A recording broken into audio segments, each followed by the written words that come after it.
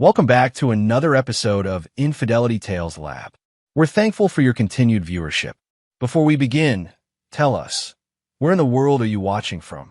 We love knowing our global reach. Now, let's dive into today's story. Chapter 1. The Foundation.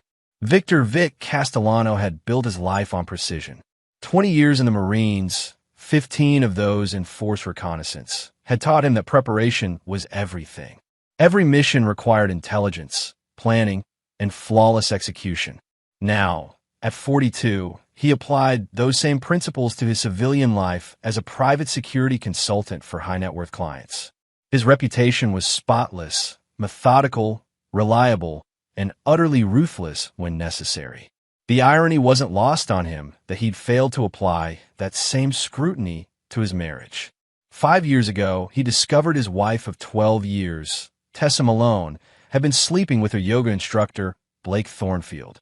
Not just sleeping, she'd been planning to leave him, take their daughter Emma, and start fresh with her 28-year-old boy toy. Vic had confronted them both with military precision, presenting evidence, demanding answers. Tessa had the audacity to blame him for being emotionally unavailable and too controlling. Blake had actually tried to fight him, a mistake that left the younger man with a broken nose and a clear understanding that he should stay away from other men's families. The divorce had been brutal but swift. Vic's lawyer, Harold Brennan, was a pit bull who'd seen plenty of military divorces. Despite Tessa's attempts to paint Vic as unstable, his spotless service record and character witnesses had prevailed. Joint custody was awarded, but Vic had insisted on specific conditions. Any man Tessa dated seriously had to pass a background check. Emma couldn't be left alone with strangers, and all overnight arrangements required his approval. Tessa had violated those terms within 6 months by moving in with Blake. Vic's subsequent legal action had resulted in modified custody. Emma spent most of her time with him now, visiting her mother on scheduled weekends. It was an arrangement that worked, or so he'd thought. Last month, his mother, Elena Castellano, had suffered a massive stroke. At 78, she was the only family Vic had left, and he dropped everything to be by her side in Phoenix. Emma had been scheduled for her weekend with Tessa anyway, so extending it by a few days seemed reasonable. Tessa had agreed without argument. Unusual for her, but Vic had been too focused on his mother's condition to analyze it. Elena was stable now, showing signs of recovery that had her doctors cautiously optimistic. Vic had been planning to fly back to Seattle the next morning when his phone rang. The caller ID showed Seattle Metro Police. "Mr. Castellano? This is Detective Amy Rodriguez with Seattle PD. I need to inform you that your daughter, Emma Castellano, was found unconscious behind a commercial dumpster on Pine Street approximately 2 hours ago." The world tilted. Vic's training kicked in, gather information, assess the situation, act. "What's her condition?" "She's conscious now at Seattle Children's Hospital. Appears to be dehydration and exposure." "Sir, where is Emma supposed to be right now?" "With her mother, Tessa Malone, and her husband, Blake Thornfield. They live on Queen and Hill." Vic was already moving, grabbing his jacket, heading for the door. "We'll need to speak with them. Are you able to come to the hospital?" "I'm in Phoenix. I'll be on the next flight." The call to Tessa came 20 minutes later, after Vic had booked a red-eye and was driving to Sky Harbor Airport. She answered on the 4th ring, and he could hear music and laughter in the background. "Vic? God, it's like midnight there or what? Where's Emma?" "What do you mean?" "She's sleeping." "What?" "No, she's not. She was found unconscious behind a dumpster 2 hours ago. She's in the hospital." The line went silent for a moment. Then Tessa laughed, actually laughed. "Oh my God, really? She probably just wandered off. You know how she is, always exploring." Vic's hand tightened on the phone. "She's 8 years old, Tessa." "8? And you're laughing?" Blake's voice came through in the background, slurred with alcohol. "I just told her to go outside and play. Kids need fresh air." Vic hung up. His hands were shaking, not with fear, but with rage so pure it felt like molten steel in his veins. He called Harold Brennan from the airport. "Harold, it's Vic. I need you to meet me at Seattle Children's Hospital tomorrow morning at 7. And I need you to call in every favor you have with Family Court. We're going to destroy them." Chapter 2. The Architect of Pain. The flight to Seattle was the longest 5 hours of Vic's life. He'd called the hospital 3 times, spoken with doctors, confirmed Emma was stable, but being held for observation. Dehydration, mild hypothermia, some scratches and bruises. She'd told the nurses she'd been playing outside when she got lost, but something in her voice over the phone when he'd finally been allowed to speak with her suggested there was more to the story. Harold met him at the hospital as promised, bringing coffee and a grim expression.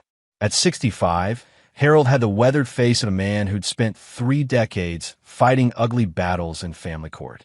He'd handled Vic's original divorce and had warned him then that Tessa was trouble. "Talk to me," Harold said as they walked through the hospital corridors. Emma was found behind a dumpster at 2 a.m., unconscious from exposure. "Why call Tessa?" She laughed. Blake admitted he told an 8-year-old to go outside and play at what had to be close to midnight. Jesus Christ. Harold's face darkened. CPS. Already involved. Detective Rodriguez said they're opening an investigation. Emma was awake when they reached her room, small and fragile-looking in hospital bed. But her eyes, her father's eyes, were alert and watching. She launched herself into Vic's arms when he entered, and he held her close, breathing in the scent of hospital soap and something else, fear. "Daddy, I was so scared. I couldn't find a house, and it got dark and cold." "It's okay, sweetheart. You're safe now. Can you tell me what happened?" The story came out in pieces. Blake had been drinking heavily, while Tessa was at what she called a girls' night. Around 11 p.m., Emma had asked for water. Blake had snapped at her, told her she was annoying, and ordered her to go outside and leave him alone.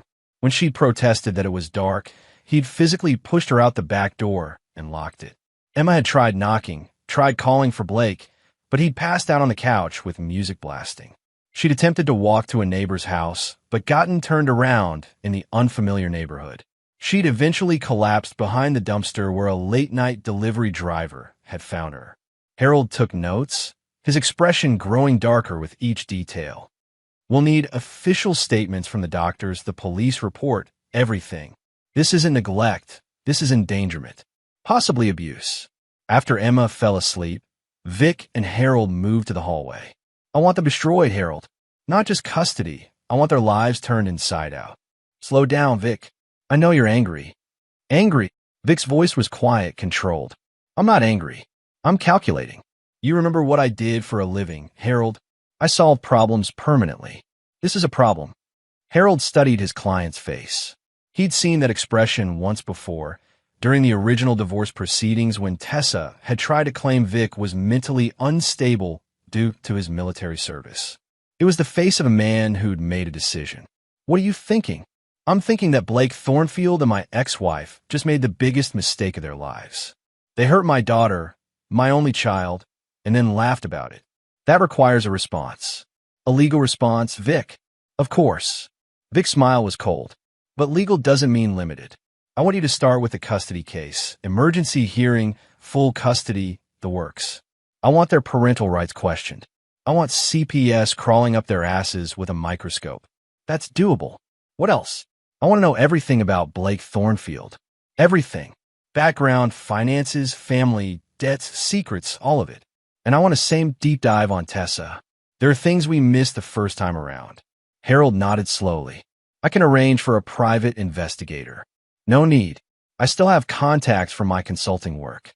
People who specialize in comprehensive background research." "Vic, whatever you're planning. I'm planning to be a good father who protects his daughter from people who would harm her. Nothing more, nothing less." But Harold caught the underlying steel in Vic's voice, and he knew that Blake and Tessa had no idea what was coming for them. Chapter 3. The First Move. 3 days later, Vic sat in his home office, surrounded by documents and photographs. Emma was at school, her first day back, though he'd arranged for a counselor to be available.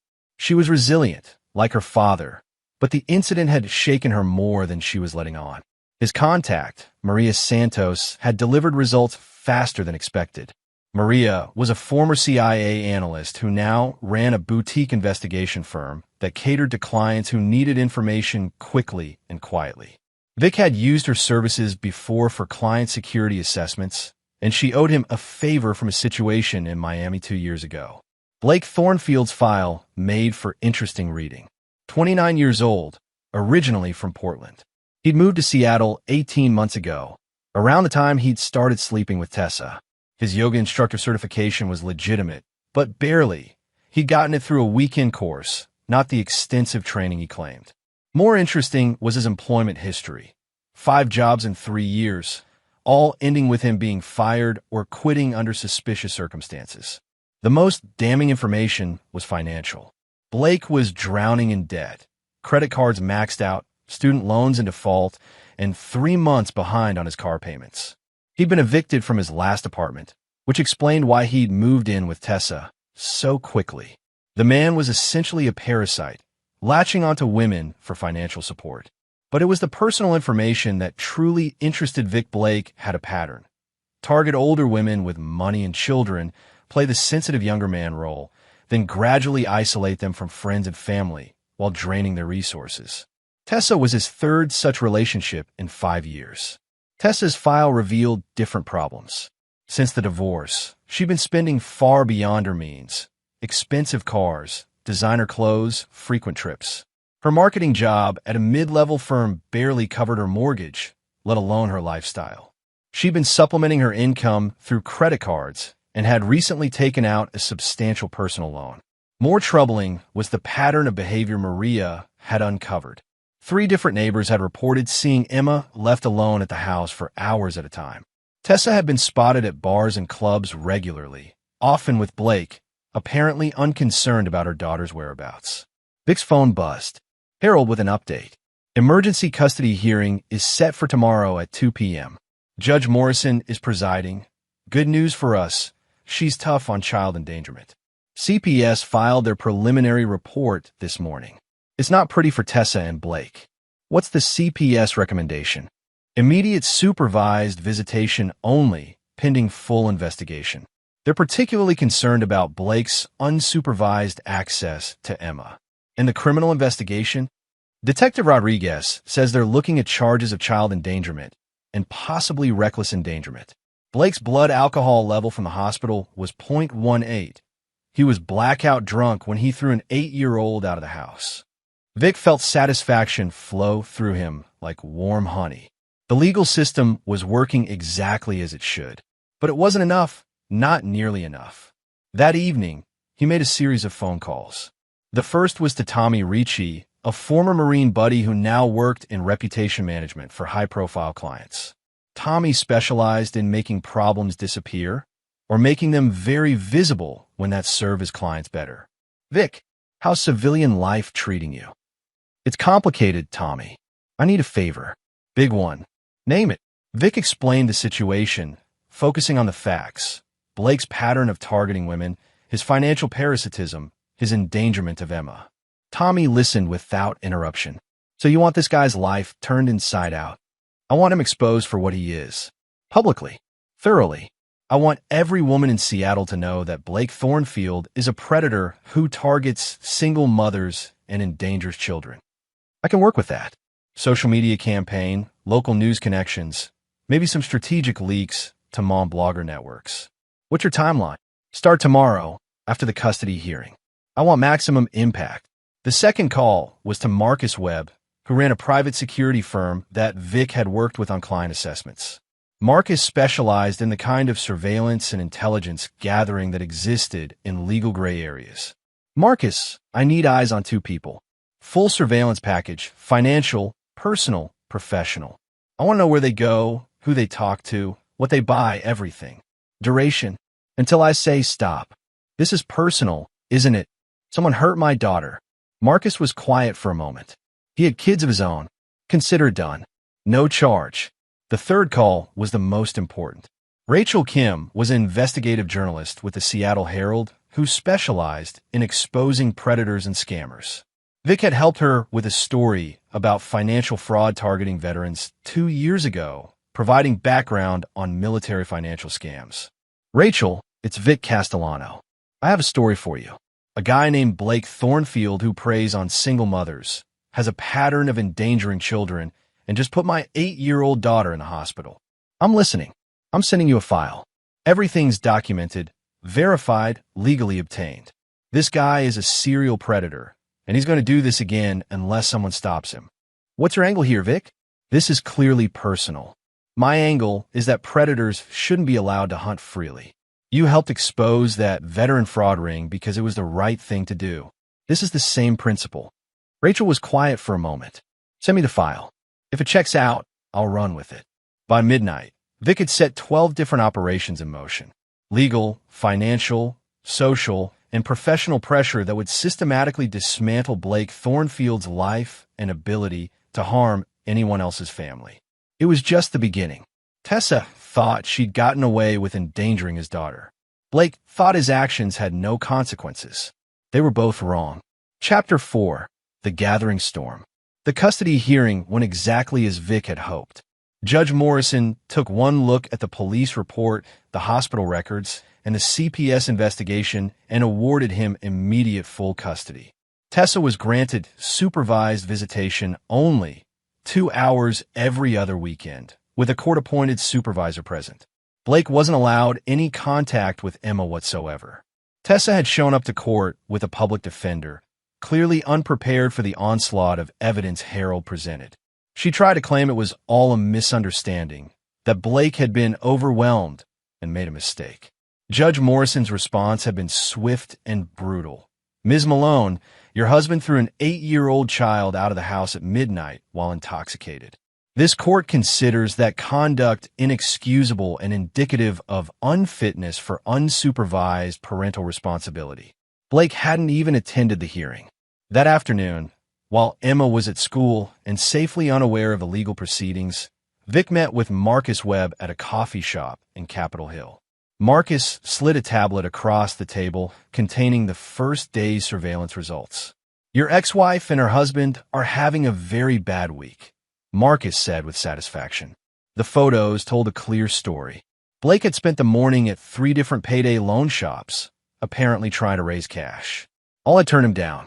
Tessa had been at her lawyer's office for 2 hours, then at her bank for another hour. The bank meeting hadn't gone well, judging by her body language as she left.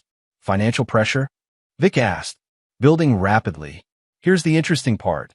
Blake's been making calls to his ex-girlfriends, the ones from his previous relationships. He's trying to reconnect, probably looking for another landing pad. And 2 of them hung up on him.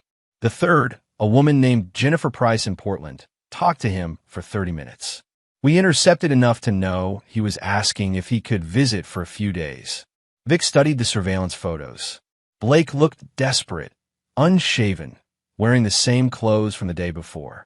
He's running. Gets better. Tommy's social media campaign launched this morning. Hashtag Blake Thornfield Exposed is trending locally. Rachel Kim's story goes live tomorrow in the Herald. And there's something else. Marcus pulled up another file on the tablet. Blake's got a warrant out for his arrest. What? Unpaid child support. Turns out he has a 6-year-old son in Portland from a previous relationship. He's been dodging payments for 2 years. The mother finally got fed up and pressed charges. Seattle PD got the warrant this morning. Vic felt pieces clicking into place. So he's not just a predator. He's a deadbeat dad who abandons his own children. Serial pattern. Kid in Portland, another one in Sacramento, he's never even met. This guy doesn't just target single mothers, he creates them. The information was perfect ammunition for what Vic had planned next. He made a mental note to have Rachel Kim include the deadbeat dad angle in her story. Public opinion was harsh on men who abandoned their children, especially when they were also endangering other people's kids. What about Tessa? Desperate. She tried to get a loan extension at the bank, was turned down. Made 3 calls to her parents in California. They hung up on her the first 2 times, took the 3rd call, but we couldn't intercept the content. Based on her reaction afterward, they said no to whatever she was asking for. Marcus closed the tablet. Vic, what exactly are you building toward here? Because this level of pressure is going to force them into doing something stupid. That's the idea. I need to know if you're planning anything that could blow back on you legally. I got a family to think about. Vic met his friend's eyes. Everything I'm doing is completely legal. I'm exposing a predator and protecting my daughter. If Blake and Tessa make bad decisions as a result of their own criminal behavior coming to light, that's not my fault. Marcus nodded slowly. Just remember, Sometimes cornered animals bite. That evening, Vic picked Emma up from school and took her for ice cream. She was quieter than usual, clearly still processing the trauma of a few days ago. As they sat in the shop, she finally spoke. "Daddy, am I going to have to see Blake again?" "No, sweetheart. The judge said you don't have to see Blake anymore." "What about Mommy?" This was the harder question. "You'll still see Mommy sometimes, but only when there's another adult there to make sure you're safe." Emma nodded solemnly. "Good. Blake scared me. And Mommy..." She trailed off. "What about Mommy? She used to be different. Before Blake. She was nicer to me." Out of the mouths of babes. Vic realized that Emma had recognized what he'd only recently understood. Blake had been systematically isolating Tessa from her daughter, poisoning their relationship. It was classic predator behavior, designed to make the mother more dependent on the abuser. "Emma, I want you to know that none of what happened was your fault. Adults are supposed to take care of children, not the other way around." "I know, Daddy. That's why I like living with you better. You never tell me to go outside in the dark." That night, after Emma was asleep, Vic sat in his office reviewing the dossiers Maria had compiled on Blake's previous victims. 3 women, all single mothers, all left financially and emotionally devastated after Blake moved on. One had lost her house. Another had filed bankruptcy. The third had suffered a nervous breakdown and temporarily lost custody of her own children. The pattern was clear, methodical, and utterly without conscience. Blake Thornfield was a parasite who fed on vulnerable women and left destroyed families in his wake. The fact that he'd endangered Emma was just his latest escalation in a career of predatory behavior. Vic's phone rang. "Rachel Kim." "Vic, I've been digging into this Blake Thornfield story. It's worse than what you sent me." "How much worse?" "I found 2 more women he victimized. One in Phoenix, one in Denver. Same pattern. Single mother, financial dependency, gradual isolation. The Denver woman's 8-year-old son ended up in foster care for 3 months because Blake convinced her the kid was holding her back from happiness. Vic's blood went cold. He talked a mother into abandoning her child. Temporarily. She got him back after Blake moved on, but the damage was done. CPS records show the kid still has trust issues. Are these women willing to go on record? 2 of them are. They want to make sure he can't do this to anyone else. My editors approved a full investigative series, 3 parts, starting tomorrow. Front page, above the fold. Good. The more people who know what he is, the better. Vic, there's something else. Something I haven't been able to verify yet, but if it's true, it changes everything. What is it? I think Blake Thornfield isn't his real name. Chapter 5. The Hunter Becomes the Hunted. Rachel Kim's story hit Seattle like a thunderbolt. The Predator Next Door. How Blake Thornfield targets Seattle's single mothers, ran with photos, documented evidence, and interviews with 3 of his victims. By noon, it was the most shared story in the Herald's online history. The public reaction was swift and merciless. Blake's yoga studio fired him within hours of publication. His landlord, Tessa's landlord, since Blake was on the lease, serve an eviction notice citing the moral turpitude clause in their rental agreement. The local news stations picked up the story for their evening broadcasts. But it was the social media reaction that truly destroyed him. Seattle's mom bloggers and neighborhood Facebook groups shared the story with warnings to watch for Blake at schools, playgrounds, and community centers. His photo was posted with captions like "Child Endangerer" and "Predator Alert." Someone created a fake dating profile using his photos with the tagline, "I throw children out of houses." Vic monitored it all from his office, feeling a cold satisfaction as he watched Blake's life systematically dismantle itself. His phone buzzed constantly with updates from Marcus, Tommy, and Rachel. Marcus, Target hasn't left the house all day. Neighbors are gathering outside with protest signs. Tommy, local mom bloggers are organizing a shame parade for this afternoon. This guy is about to become the most hated man in Seattle. Rachel, working on part 2 of the series. The name issue is bigger than we thought. The most interesting call came from Detective Rodriguez. "Mr. Castellano, I wanted to update you on the criminal case. We arrested Blake Thornfield this morning on the child endangerment charges, plus the outstanding warrant from Portland. How's he handling custody? Not well. He's demanding a lawyer, but can't afford one. More interesting is that he's claiming his name isn't actually Blake Thornfield. Vic felt a familiar tingle, the sensation of a puzzle piece clicking into place. What's he claiming his real name is? Says he's Blake Thompson, and that Thornfield is an alias he's been using for the past 3 years. If that's true, it means he's been committing identity fraud on top of everything else. Any way to verify? We're working on it. But here's the thing. If he's been using a false identity, it calls into question everything about his background. His employment history, his certifications, his relationships, all of it could be fraudulent. After Rodriguez hung up, Vic immediately called Maria Santos. Maria, I need you to run a full identity verification on Blake Thornfield. Detective Rodriguez says he might be using an alias. On it. If this guy's been running a long-term false identity, I'll find a real one. 2 hours later, Maria called back with results that exceeded even Vic's expectations. Blake Thornfield is indeed an alias. Real name is Blake Anthony Thompson, age 31.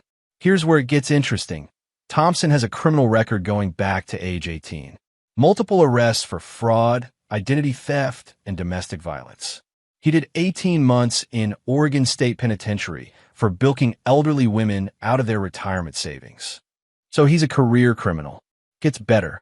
The domestic violence charges were from his relationship with the mother of his oldest child, the one in Portland. According to court records, he broke her nose during an argument about child support. She got a restraining order, which he violated 3 times before skipping town. Vic was taking notes, his mind already working through the implications. What about the Thornfield identity? Where did that come from? Identity theft. Blake Thornfield was a real person. Yoga instructor who died in a car accident in Nevada 3 years ago. Thompson stole his identity, moved to Seattle, and started fresh. All his certifications, his employment history as Thornfield, it's all fraudulent. Maria, you're brilliant. Can you document all of this legally? Already done. I've got court records, prison records, police reports, even the death certificate of the real Blake Thornfield. This guy isn't just a predator. He's a professional criminal who's been running cons for over a decade. Vic immediately forwarded the information to Detective Rodriguez, Harold Brennan, and Rachel Kim. Within an hour, the story had exploded into something much bigger than a local predator expose. Blake Thompson was wanted in 3 states for various crimes, and his arrest in Seattle was just the beginning of a much larger investigation. But the most satisfying call came from Tessa. Vic, you have to help me. Her voice was shaking, desperate. The police want to question me about Blake's identity. They think I might have known he was using a fake name. Did you? No. I swear I had no idea. But they're treating me like I'm some kind of accomplice. The media is camping outside my house. I lost my job this morning because they said I was a liability. My landlord is trying to evict me. Vic let the silence stretch, savoring her panic. Vic, please. Emma's my daughter too. You can't want her to see her mother destroyed like this. Emma's my daughter, Vic said quietly, and you handed her over to a violent criminal with a fake identity. You never bothered to run a background check on a man you let live in your house with my child. I didn't know. You didn't care. There's a difference. What do you want? Tell me what you want and I'll do it. Vic considered his response carefully. He could destroy Tessa completely. Her reputation was already in ruins, her finances were collapsing, and her association with Blake had made her radioactive in Seattle social circles. But there was something more valuable than total destruction. I want you to sign over full custody of Emma. Permanent, irrevocable custody with no visitation rights. The line went silent for a long moment. Vic, you can't ask me to give up my daughter completely. I'm not asking. I'm offering you a way out of this mess. Sign the custody papers, and I'll make sure the police understand you were a victim of Blake's deception rather than an accomplice. Refuse, and I'll make sure every detail of your negligence and poor judgment becomes public knowledge. You're blackmailing me. I'm protecting my daughter from people who've proven they can't be trusted with her safety. Your choice, Tessa. Another long silence. When she spoke again, her voice was broken. How long do I have to decide? 24 hours. Vic hung up and immediately called Harold to prepare the custody modification papers. By this time tomorrow, Emma would be solely and permanently his daughter, free from the chaos and danger her mother had brought into her life. Blake Thompson was facing multiple felony charges and would likely spend the next decade in prison. Tessa was facing social and financial ruin, with her only escape route requiring her to give up her daughter. It was almost enough. Almost. Chapter 6. The Noose Tightens. 22 hours later, Tessa signed the papers. Harold Brennan's office had never seen someone so thoroughly defeated. She'd lost 20 pounds in the past week. Her hair was unwashed, and her hands shook as she scrawled her signature across the documents that severed her legal connection to Emma forever. "You realize this is permanent?" Harold asked, fulfilling his legal obligation to ensure she understood the implications. "You're relinquishing all parental rights. No visitation, no contact without Mr. Castellano's explicit permission, no claim to decision-making regarding Emma's welfare or future." "I understand." Tessa's voice was barely a whisper. Vic watched from across the table, feeling nothing. No satisfaction, no pity, no regret. This woman had endangered his daughter and then laughed about it. She deserved everything that was happening to her. After Tessa left, Harold poured himself a scotch despite it being only noon. "I've been practicing family law for 30 years, Vic. I've never seen someone's life implode so completely in such a short time." She made her choices. Blake Thompson, sure. But Tessa, some of what's happened to her seems almost orchestrated. Vic met his lawyer's eyes. "Consequences aren't always proportional to actions, Harold. Sometimes they're proportional to the damage those actions could have caused. Emma could have died that night." Harold nodded slowly. "What's next?" "Because Blake Thompson is looking at serious prison time, and Tessa is basically a social pariah. Your daughter is safe. You have full custody. You've won." "Have I? What more could you want?" Vic was quiet for a moment, staring out the window at the Seattle skyline. "Blake Thompson has destroyed how many families over the years? 5? 6? And he was just getting started. Even with him in prison, there are other predators out there doing the same thing to other families. Vic, you can't save every family from every predator."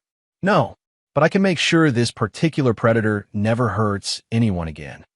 "He's looking at 15 to 20 years. Prison isn't permanent.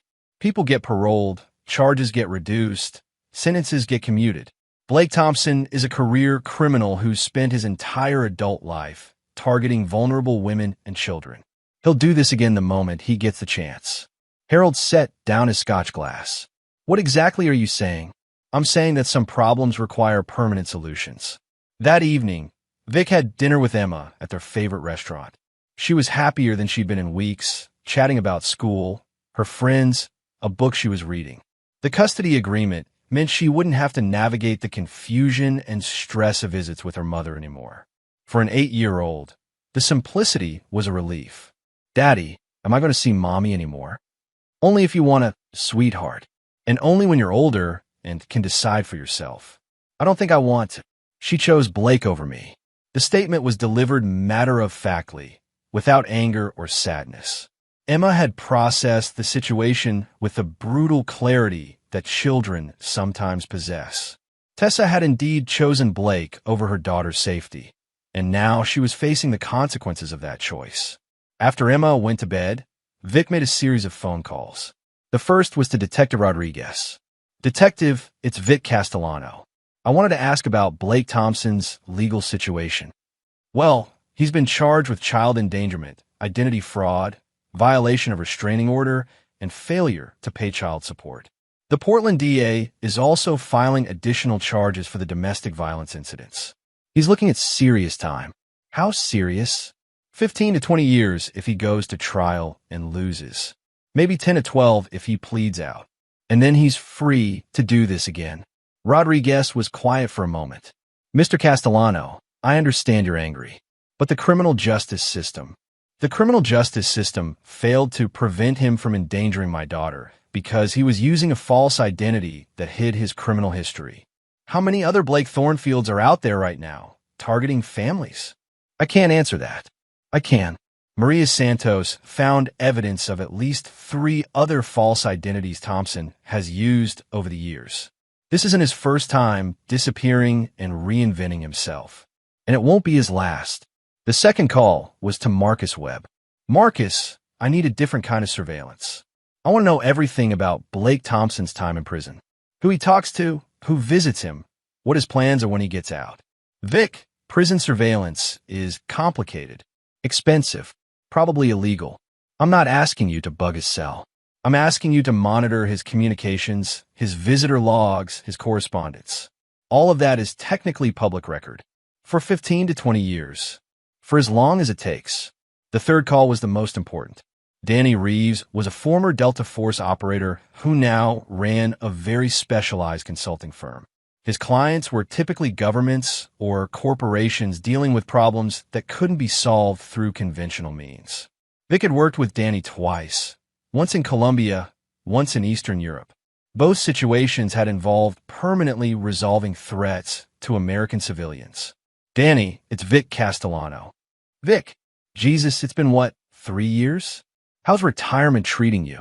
Retirement ended when someone put my daughter in the hospital. Danny's tone shifted immediately. Talk to me. Vic explained the situation, Blake Thompson's criminal history, his pattern of targeting families, his use of false identities to evade law enforcement. He detailed the systematic destruction of women's lives, the children left traumatized and abandoned, the likelihood that Thompson would continue his predatory behavior after serving his prison sentence. So what are you asking me to do? I'm asking you to make sure Blake Thompson never hurts another family. That's a permanent solution, Vic. Some problems require permanent solutions. Danny was quiet for a long moment. This is personal for you. He threw my 8-year-old daughter out of a house at midnight in the middle of winter. She could have died. Kids involved changes the equation. What's your timeline? I want him to serve his prison sentence. Let the system do what it's designed to do. But when his release date approaches, whether that's 10 years or 20, I want him to disappear permanently. That's a long-term contract. Expensive. Money isn't an issue. It's not about money, Vic. It's about commitment. You're asking me to track a target for potentially decades, then eliminate him upon release. That's not a job. That's a crusade. Call it whatever you want. Are you interested or not? Danny was quiet for another moment. Send me the file. If Thompson is half as bad as you're describing, the world will be better off without him. After the calls, Vic sat in his office reviewing Emma's medical records from the hospital. The photos of her scratches and bruises, the documentation of her dehydration and hypothermia, the psychological evaluation that noted significant trauma consistent with abandonment and exposure. Blake Thompson had done this to his daughter, had laughed about it, had shown no remorse, no accountability, no recognition that he'd nearly killed a child through his negligence and cruelty. The legal system would punish him temporarily. Vic would ensure the punishment was permanent. Some sins were unforgivable. Some threats required elimination. Blake Thompson had made the mistake of targeting the wrong family. Chapter 7. The Long Game. 5 years passed. Emma was 13 now, a bright, confident teenager who excelled in school and showed no lasting effect from that terrible night behind the dumpster. She'd grown up knowing only stability and safety in her father's house, with no need to navigate the chaos her mother had brought into her life. Tessa had left Seattle 6 months after signing away her parental rights. Vic had kept track of her movements through Maria Santos, Portland first, then Los Angeles, finally settling in Phoenix near her parents. She'd never remarried, never had other children. The last report suggested she was working as a receptionist at a medical clinic and living in a modest apartment. Her social media presence was minimal, her life unremarkable. Blake Thompson was serving his sentence at the Washington State Penitentiary in Walla Walla. Marcus Webb's prison monitoring had revealed exactly what Vic had expected. Thompson was planning his next con. He'd maintained correspondence with 3 different women he'd met through prison pen pal services, each believing herself to be his only contact with the outside world. He'd also been disciplined twice for manipulating younger inmates, demonstrating that his predatory behavior continued even behind bars. More concerning was Thompson's correspondence with his cellmate, Robert Vance, a white-collar criminal who specialized in identity theft. Marcus had intercepted enough communications to confirm that Thompson and Vance were planning to work together after their releases. Vance would provide new identities, Thompson would run the cons, and they'd split the profits while maintaining plausible deniability for each other's crimes. Danny Reeves had checked in annually, confirming his contract remained active and his surveillance of Thompson was ongoing. The timeline was still years away. Thompson wouldn't be eligible for parole until 2031 at the earliest, but Danny was a patient man who understood the value of long-term planning. Vic had used those 5 years productively. His security consulting business had expanded into a full-service firm specializing in protecting high-net-worth families from exactly the kind of predator Thompson represented. He'd developed comprehensive background check protocols, threat assessment systems, and response strategies that had prevented dozens of families from falling victim to financial and emotional parasites. More importantly, he'd used his resources and connections to quietly hunt down other predators operating in the Pacific Northwest. 3 men had been exposed and prosecuted based on intelligence Vic had provided to law enforcement. 2 others had simply disappeared after Vic's contacts had made it clear their behavior was being monitored. Emma knew none of this, of course. To her, her father was simply a security consultant who worked with important clients and traveled occasionally for business. She had no idea that Blake Thompson was still alive, still planning, still a threat that would someday need to be eliminated. On a rainy Thursday evening in November, Vic received the call he'd been expecting for years. "Vic, it's Marcus. We have a problem." "What kind of problem?" "Thompson's parole hearing got moved up. Instead of 2031, he's going before the board in 6 months.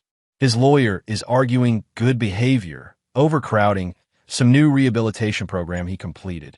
Vic felt the familiar cold focus settle over him. What are his chances? Better than they should be. Prison reform advocates have been pushing for earlier releases for nonviolent offenders. Identity fraud and child endangerment don't carry the same weight as murder or assault. He's not nonviolent. His ex-girlfriend with a broken nose would disagree with that classification. That was in Oregon, different jurisdiction. The Washington charges were all classified as nonviolent crimes. Vic was already moving, pulling Thompson's file from his safe, reviewing Danny Reeves' contact information. What's the timeline if he gets paroled? Release date would be May 15th, 2026. 5 months from now. And Vance, released 3 months ago. He's living in Spokane under a new identity, David Morris. Already set up a fake identity production business disguised as a document restoration service. The pieces were falling into place exactly as Vic had predicted 5 years ago. Thompson would be released, would connect with Vance, would acquire a new identity, and would immediately begin targeting new victims. Within months, another family would be destroyed, another child would be traumatized, another woman would be left financially and emotionally devastated. Unless Vic stopped it. "Marcus, I need complete surveillance on Thompson's release plan. Where he's planning to live, who he's planning to contact, what his first moves will be." Already on it. His correspondence suggests he's planning to meet Vance in Spokane, get a new identity, then head to California. Apparently, there's a wealthy widow in San Diego he's been grooming through letters. Jesus. He's already got his next victim lined up. Gets worse. The widow has a 10-year-old daughter. Vic closed his eyes, seeing Emma at 8 years old, small and frightened in that hospital bed. Seeing another child who would soon face the same terror if he didn't act. "Marcus, cancel all other surveillance projects. I want every resource focused on Thompson until this is resolved." "Understood. What about the family?" "What family?" "Emma. If you're planning what I think you're planning, there could be blowback. Legal consequences. You need to think about her future." Vic had been thinking about Emma's future for 5 years.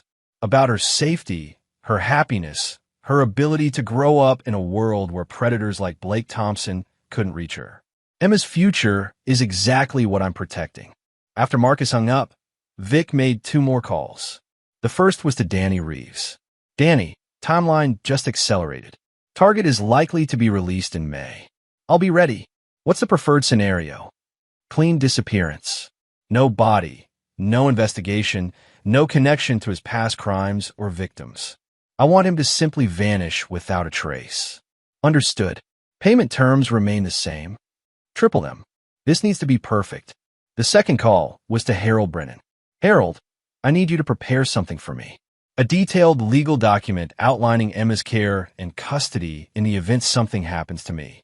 Vic, what's going on? Just contingency planning.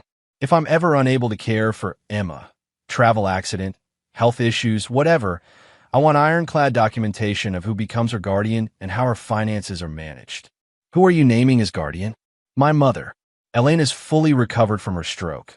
She's only 73, and Emma adores her. Second choice is my sister in Colorado. Harold was quiet for a moment. This isn't about travel accidents, is it? It's about making sure Emma is protected no matter what happens. Vic, whatever you're planning. I'm not planning anything illegal, Harold. I'm just ensuring my daughter's future is secure. It wasn't technically a lie. What Danny Reeves would do to Blake Thompson wouldn't be Vic's direct action. And Emma's future truly was what mattered. But as Vic sat in his office that night, reviewing Thompson's file one last time, he knew that some decisions carried permanent consequences. He'd made peace with those consequences 5 years ago, the moment he'd held his traumatized daughter in that hospital room. Blake Thompson had sealed his fate when he'd thrown an 8-year-old child into a winter night and laughed about it. Everything that had happened since, the investigation, the imprisonment, the surveillance, the planning, had been inevitable consequences of that single moment of cruelty. In 5 months, Thompson would walk out of prison believing he'd served his time and paid his debt to society. He'd connect with his criminal partner, acquire a new identity, and begin hunting his next victim. He would never reach her. Some threats required permanent elimination. Some predators couldn't be allowed to hunt again. Blake Thompson was about to learn that some fathers never forget and never forgive. Chapter 8. The Final Calculation. The parole hearing took place on a cold Tuesday morning in March. Vic sat in the gallery, watching Blake Thompson, clean-shaven, wearing a borrowed suit, projecting the image of a reformed man, present his case to the board. Thompson spoke eloquently about his rehabilitation, his remorse for his past actions, his commitment to making amends and living lawfully. It was a masterful performance. Thompson had always been an excellent liar. The parole board deliberated for 2 hours before announcing their decision. Parole granted, with release scheduled for May 15th. Thompson would serve the remainder of his sentence under supervised probation, with requirements to maintain employment, submit to regular drug testing, and avoid contact with his previous victims. Vic watched Thompson's face as the decision was announced. For just a moment, the mask slipped. The expression that crossed Thompson's features wasn't relief or gratitude. It was predatory satisfaction. The look of a hunter who'd successfully convinced the sheep he was harmless. After the hearing, Vic followed Thompson's transport van back to the prison, then drove to a truck stop 20 miles away where Danny Reeves was waiting. He's out in 2 months, Vic said, sliding into the booth across from Danny. I saw.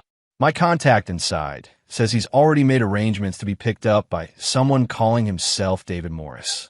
That's Vance, his identity theft partner. Danny nodded. I've been tracking Morris since his release. He's good, very good. New workshop, legitimate front business, high-quality documentation. If Thompson gets one of Morris's identities, he'll be virtually untraceable through normal channels. But not through your channels. Nothing's untraceable if you know where to look. Danny pulled out a tablet and showed Vic surveillance photos of a man in his 40s working in what appeared to be a document restoration shop. Morris runs his operation out of a legitimate business in Spokane. He's got 3 employees who don't know what he really does, and he takes on just enough real restoration work to justify the equipment and the business license. How does the identity creation work? Birth certificates of deceased infants, Social Security numbers from people who died young and never established credit histories, driver's licenses from states with lax verification requirements. By the time Morris is finished, his customers have complete life histories going back decades. Danny swiped to another photo showing Thompson and Morris in the prison visiting room. They've met 6 times in the past year. Based on the correspondence we've intercepted, Thompson's getting an identity package that includes a California driver's license, credit cards, even a partially established credit history. The new identity has already been created, waiting for him. Marcus Morrison, age 33, born in Nevada, relocated to California for work. Clean record, good credit, the whole package. Vic studied the photos. Where's Thompson planning to go first? San Diego. He's been corresponding with a widow named Catherine Walsh. 45 years old. Husband died in a car accident 2 years ago. Left her with a 10-year-old daughter and a 7-figure insurance settlement. The familiar cold fury settled in Vic's chest. He's already groomed her. 18 months of letters. Started with a sob story about being wrongly imprisoned, gradual escalation to romance. Promises to take care of her and her daughter when he gets out. Classic long con setup. What's the daughter's name? Sophie. 10 years old. Homeschooled. Shy according to Thompson's intelligence gathering. Walsh posted photos on social media before Thompson made contact. He specifically targeted her after seeing pictures of the daughter. The implications made Vic's stomach turn. Thompson wasn't just targeting another wealthy woman. He was specifically targeting a family with a vulnerable child. The homeschooling meant fewer outside observers. The recent loss of father figure meant emotional vulnerability, and the insurance settlement meant substantial financial resources to exploit. Danny, I want this finished before he reaches San Diego. That's the plan. Thompson will be picked up by Morris on May 15th, driven to the identity handoff location, and then Danny made a subtle gesture. Disappearance between Spokane and the California border. No witnesses, no evidence, no body. What about Morris? Different problem, different solution. Morris will be too scared to ever report Thompson missing, and too smart to ask questions about what happened. He'll assume Thompson decided to disappear on his own, which is exactly what his clients sometimes do. Vic nodded. It was a clean plan, professionally executed, with minimal risk of exposure. Thompson would simply vanish, leaving no trace and no connections to his past crimes or victims. What do you need from me? Final payment and final confirmation. Once this begins, there's no stopping it. Vic pulled out an envelope containing $50,000 in cash, the balance of Danny's fee. Consider this final confirmation. Danny pocketed the envelope without counting it. One last question, Vic. You're sure about this? Because once Thompson is gone, there's no undoing it. I've been sure for 5 years. As they parted ways, Vic felt a strange sense of completion. 5 years of planning, surveillance, and preparation were coming to an end. In 2 months, Blake Thompson would cease to exist, and the threat he represented would be permanently eliminated. That evening, Vic had dinner with Emma at their favorite restaurant. The same place they'd eaten the night she'd learned she wouldn't have to see her mother anymore. Emma was excited about high school starting in the fall, chattering about course selections and after-school activities. Dad, can I ask you something? Typed on Thompson's typewriter, signed with his handwriting sample, postmarked from Nevada. She'll be disappointed, but not suspicious. Catherine Walsh and her 10-year-old daughter Sophie would never know how close they'd come to being destroyed by a predator. They would never experience the trauma Emma had endured that night behind the dumpster. Sophie would never be thrown out of her house in the middle of winter by a drunken stepfather who laughed about her terror. They were safe because Blake Thompson no longer existed. Danny, this concludes our business arrangement. Understood. It's been a pleasure working with you, Vic. The world's a better place without that particular problem in it. After Danny hung up, Vic sat in his office for a long time, looking at Thompson's file. 5 years of surveillance reports, criminal records, victim statements, and planning documents. Evidence of a career criminal who'd spent his entire adult life destroying families and traumatizing children. Now it was just paper. The threat it represented was gone. Vic fed the entire file into his shredder, watching years of documentation disappear into confetti. When the last page was destroyed, he emptied the shredder bin into a trash bag and carried it out to his car. The remains would be burned in his fireplace that evening, ensuring no trace remained of his connection to Blake Thompson's disappearance. At dinner, Emma was unusually quiet. "Everything okay, sweetheart? I had that nightmare again last night." About Blake and that night. Vic studied his daughter's face. She was older now, more mature, better able to process traumatic memories. But the scars from that night would always be part of her, just as they were part of him. Do you want to talk about it? Not really. It's just, sometimes I wonder if I'll ever feel completely safe. Like, what if there are other people like Blake out there? What if they target our family again? Vic reached across the table and took Emma's hand. Sweetheart, there will always be bad people in the world, but they won't hurt our family. I won't let them. How can you be sure? Because I'm your father, and protecting you is the most important thing I'll ever do. There's nothing I wouldn't do to keep you safe. Emma squeezed his hand. I know, Dad. I've always known that. That evening, after Emma went to bed, Vic built a fire in his fireplace and burned the shredded remains of Thompson's file. As the paper turned to ash, he thought about the choices he'd made, the lines he'd crossed, the man he'd become. 5 years ago, he'd been a law-abiding citizen who trusted the legal system to protect his family. Then Blake Thompson had thrown his 8-year-old daughter out of a house at midnight and laughed about it. The legal system had responded with supervised visitation and a sentence that would have eventually freed Thompson to victimize other families. That hadn't been enough. Not nearly enough. So Vic had become something else. Something harder, more ruthless, more willing to cross lines that others respected. He'd become the kind of father who didn't just call the police when his child was threatened. He'd become the kind of man who eliminated threats permanently. He regretted nothing. Thompson had made a career of destroying families and traumatizing children. He'd shown no remorse, no accountability, no intention of changing his behavior. He'd been planning to do it again the moment he was released from prison. Now he was gone. The world was safer without him in it. Emma was safer. Catherine Walsh and her daughter Sophie were safer. Every potential future victim was safer.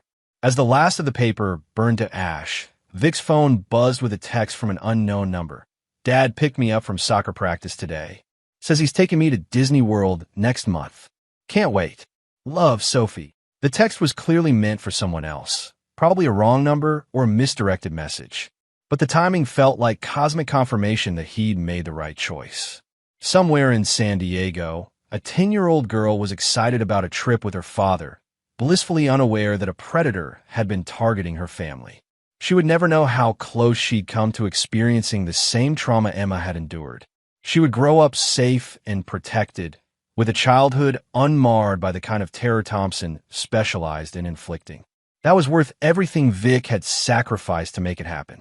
The fire burned down to embers as Vic sat in his chair, watching the last traces of Blake Thompson disappear into smoke and ash.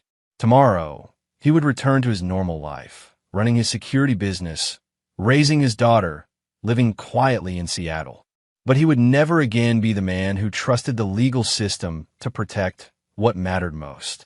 He would never again assume that prison sentences and supervised probation were sufficient responses to threats against his family. Some fathers were content to let others decide the fate of their children's predators. Vic Castellano was not one of those fathers, and he never would be again. Of course. Do you ever think about Blake? The guy who you know? Vic was careful to keep his expression neutral. Why do you ask? I had a nightmare about that night last week. First one in a long time. I was just wondering if he's still in prison. Yes, he's still in prison. Will he ever get out? Not for a very long time, sweetheart. And even if he does, he'll never be able to hurt you or anyone else again. Emma nodded, seemingly satisfied with the answer. Good. I know it sounds mean, but I hope something bad happens to him. People who hurt kids should get what they deserve. Out of the mouths of babes. Emma had unconsciously articulated the same principle that had guided Vic's actions for 5 years. People who hurt children should face consequences proportional to the damage they could have caused. Thompson had nearly killed an 8-year-old child through deliberate negligence, then laughed about it. He'd spent years destroying families and traumatizing children. He was planning to do it again the moment he was released. He deserved exactly what was coming to him. As they drove home, Vic made a mental note to increase security around Emma during the coming months. Danny Reeves was a professional who'd never been connected to any of his previous work, But eliminating Thompson would be the end of a years-long operation. Loose ends needed to be tied up. Contingencies needed to be addressed. Emma's safety remained the highest priority. Everything else was secondary. In 63 days, Blake Thompson would walk out of prison for the last time. He would never reach his intended victim. He would never hurt another child. Some fathers were content to let the legal system handle their family's threats. Vic Castellano was not one of those fathers. Chapter 9, The Last Sunset. May 15th arrived gray and cold, typical Seattle weather that matched Vic's mood perfectly. He stood in his office at 6 a.m., watching the sunrise through the window while holding a cup of coffee that had long since gone cold. Emma was still sleeping. She didn't have school for another 3 weeks, and 13-year-olds were notorious for sleeping late during summer break. His phone buzzed with a text from Danny Reeves, package ready for delivery. ETA, 3 p.m. Simple words that meant Blake Thompson would be dead by sunset.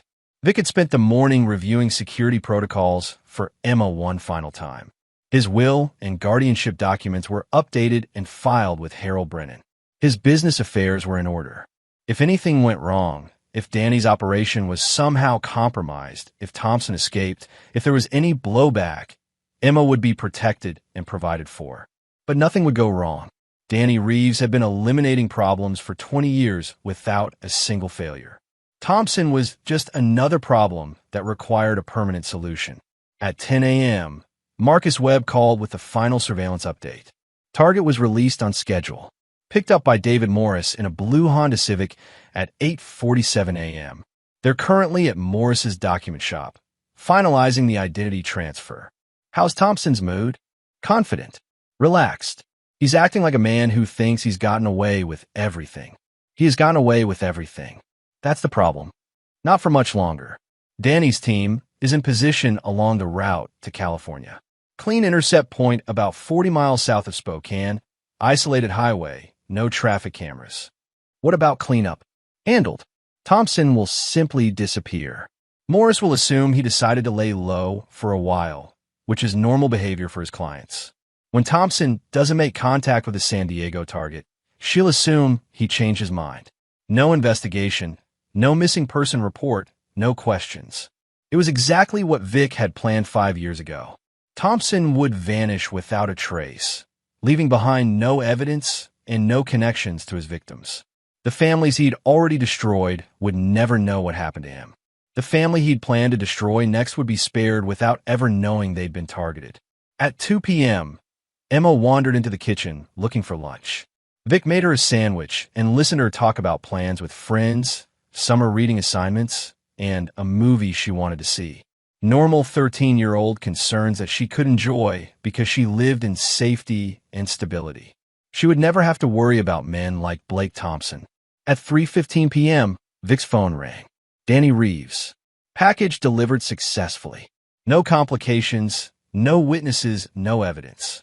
Target has been permanently removed from circulation. Vic felt something settle in his chest. Not satisfaction, exactly, but completion. A 5-year mission was finally finished. Clean resolution? Completely clean. Morris has been debriefed